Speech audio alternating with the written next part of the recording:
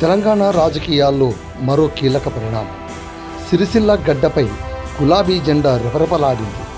BRS working president, dynamic leader KTR సమక్షంలో భారీగా చేరికలు జరిగాయి. బీజేపీ కౌన్సిలర్ బోలగం వైష్ణవి నాగరాజుతో పాటు పలువురు కార్యకర్తలు కాషాయ జెండాను వీడి కేసీఆర్ నాయకత్వంపై నమ్మకంతో గులాబీ గూటికి చేరారు.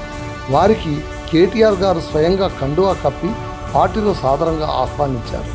ఈ సందర్భంగా కేటీఆర్ చేసిన ప్రసంగం ఇప్పుడు రాష్ట్ర వ్యాప్తంగా సంచలనం సృష్టిస్తోంది. పోలీసులు పనిచేస్తలేరు, వ్యవసాయ అధికారులు వాళ్ళు పనిచేస్తలేరు, అందరూ ఒకటే పని పెట్టుకున్నారు, దోచుకో దాచుకో.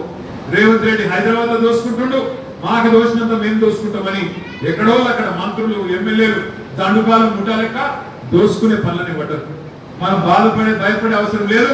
మీకు సిరిసిల్ల వరకు నేనున్నా, తప్పకుండా నేను చేయగలిగేది మా తమ్ముడు నాగరాజు చెప్పినట్టు మా తమ్ముళ్ళు అక్కడ బోనాల్లో ఉండే శ్రవణ్ కానీ, ఎల్లం కానీ, రాములు కానీ, ఇంకా ప్రశాంత్ కానీ, మిగతా సోదరులు కానీ అందరం కలిసి కట్టుగా ముందుకు నడుద్దాం. తప్పకుండా మనం ఇక్కడ మన ప్రాంతంలో మనం ఏమి ఇబ్బంది పడకుండా చూసుకుందాం. కానీ తప్పకుండా మన మీద బాధ్యత ఉన్నది.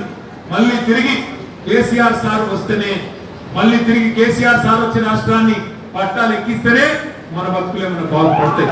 లేకపోతే మాత్రం మళ్ళా కోసం పడే పరిస్థితి. ఏనాడు మనం అనుకోలే, కళలు కూడా అనుకోలే ఇంత మోసం జరుగుతుందని. కానీ మోసం జరిగింది. ఇవాళ మొత్తం అన్ని వర్గాలు, ఒక యువకులను మాత్రమే మోసం చేయలేదు, ముసలోళ్ళను మోసం చేసిండు, 4000 పెన్షన్ అని చెప్పిండు, బీసీలను మోసం చేసిండు, 1,00,000 కోట్లు ఇస్తా అన్నాడు, సంవత్సరానికి 20,000 కోట్ల బడ్జెట్ అన్నాడు, బీసీలకు 42% వాటా ఇస్తా ప్రభుత్వ కాంట్రాక్ట్లలో అన్నాడు. ఒక్క పని చేయలేదు ఇప్పటి వరకు. ఎస్సీలకు మోసం చేసిండు. కేసీఆర్ 10 లక్షలు ఇస్తే నేను 12 లక్షలు ఇస్తాను మోసం చేసిండు, 12 పైసలు ఇవ్వలేదు. మైనారిటీలకు మోసం చేసిండు, అట్లాగే ఎస్టీలకు మోసం చేసిండు, మహిళలకు కూడా మోసం చేసిండు. నేను ఇవాళ మాట్లాడుతున్న ముఖ్యమంత్రి కొత్తగా 1 కోటి మంది మహిళల్ని కోటీశ్వరులు చేస్తాడు.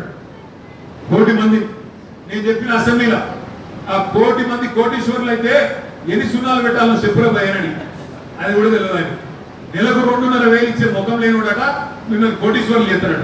అమలామా కూట్ల రాయి లేనుడు ఎట్లా రాయి ఇక్కడ ఒక గట్లున్నది ముఖ్యమంత్రి కథ.